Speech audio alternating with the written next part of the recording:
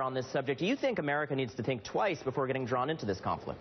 Well, we always know that there's going to be a reaction when we put tens of thousands of American troops into the Holy Land of Saudi Arabia, being warned that was a desecration that led to al-Qaeda. According to al-Qaeda, that led to their reason to attack us on 9/11. When we threw the Iraqis out of power in Baghdad and made sure that none of their people ever got back into the military, it was called de-Baathification, we ended up with those people all joining ISIS. When we hit ISIS, they beheaded our people. We do know this. Whatever the president does as a result of tonight's speech, there will be a reaction. And we ought to know what that is as much as we can beforehand. And, of course, that's especially the case when we look at backing forces on the ground that are very hard to predict, where we don't know exactly how the weaponry we're providing and the training we're providing is going to be used. Of course, we saw that in Afghanistan going back to the 80s, backing the Mujahideen, an effect for every cause, as you say. What lessons can the president learn from past experiences like that and from past administrations? Of course, Vice President Dick Cheney making the rounds. He had some choice words for the president. Take a listen to that. Our president must understand we are at war and that we must do what it takes for as long as it takes to win.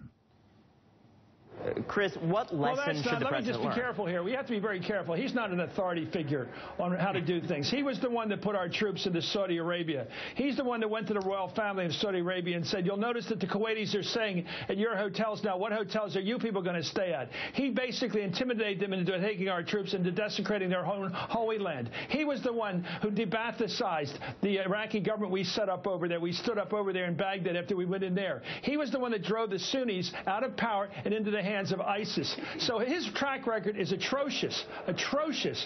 And this sort of knee-jerk Dr. Strangelove approach of his is always more force.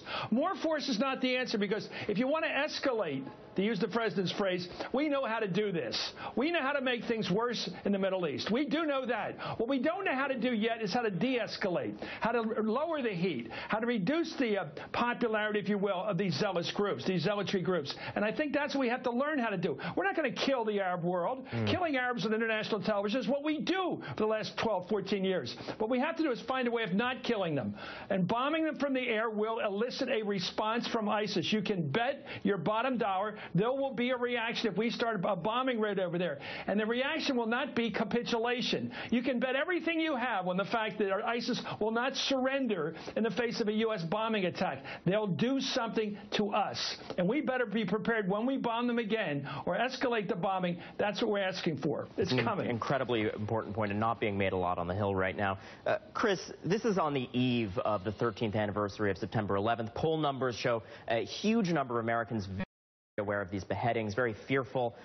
Looking back at previous administrations coping with these kinds of moments of national fear, national anxiety, what are the good examples of how to confront that the president can learn from? Well, this is different, in fact, because in the past, the American people have been very angry. They were certainly angry about the hostage-taking back in Iran, back when they took over, when the Ayatollah took over against the Shah, back when Jimmy Carter was president. They were very angry about that. They were more angry about their loss of pride.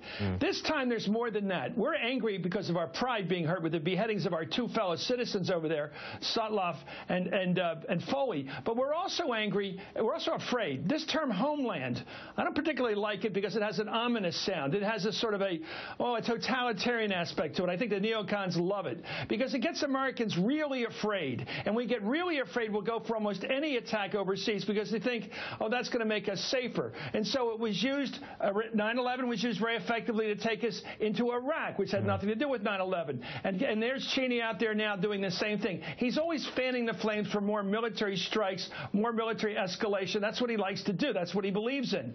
And so that's one approach. If we want to go that way, fine.